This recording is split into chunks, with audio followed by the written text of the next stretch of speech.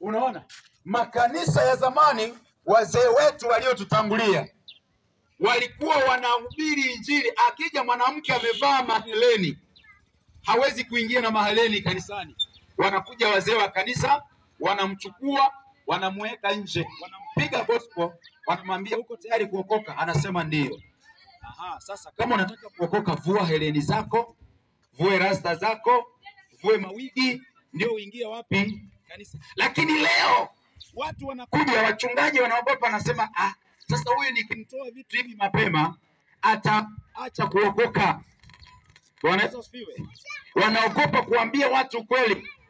Kwa hiyo kama kanisa la zamani la wazee wetu walikuwa wanawaambia wanawake, ukitaka kuingia kanisani mahali hapa, vua wigi zako, vua heleni, vua marasta. Wengine walikuwa wananyolewa, wanarudi nyumbani na nywele zao za asili.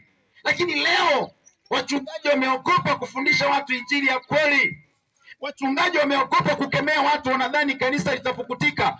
Nataka nikuambie mchungaji, kama hata mshirika wako yuko hapa na kusikilizia, ukamwambia mchungaji wako, watu sio wa mchungaji, watu ni wa Mungu. Ni kuwafundisha watu injili ya kweli. Ambia watu hii ni dhambi na hii sio dhambi. Kusuka nywele ni dhambi. Kunyoa nywele kwa mwanamke ni dhambi.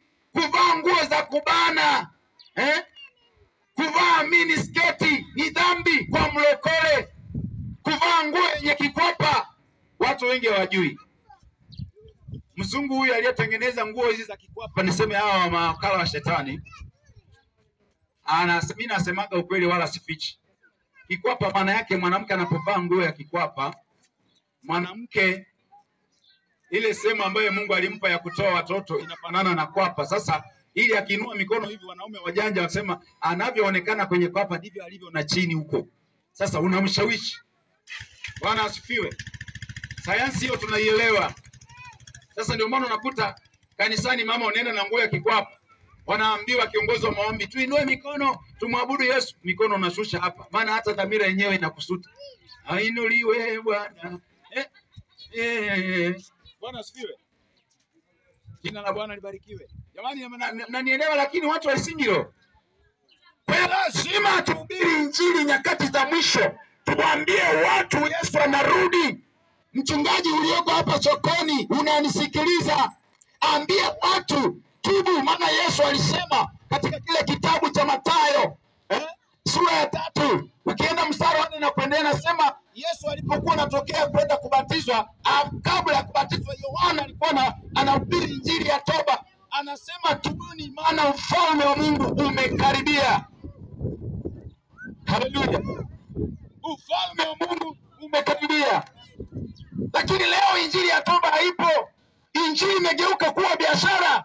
Wachungaji, sadaka zimekuwa nyingi kanisani. Leo tuna sadaka mpaka 10. Sadaka ya mama mchungaji, sadaka ya mchungaji, sadaka ya kumsafirisha mchungaji. Unakamua na mama ambaye ameenda kulima mzizi, anakosa na hela ya kununua hata chumvi. Bwana asifiwe. Hiyo ndio sadaka ambazo zimejaa. Sisemi kutoa sadaka ni dhambi, lakini wanakunyonya sadaka yako, lakini hawakuhubiri injili ya kweli. Hawakuambii wigi ni dhambi, hawakuambii kwamba rasta ni dhambi, hawakuambii kuvaa suruali kwa mwanamke ni dhambi. Maandiko yanasema katika kitabu cha Kumbukumbu la Torati 22 mstari wa 5, mwanaume asivae mavazi ya mpasayo mwanamke, au mwanamke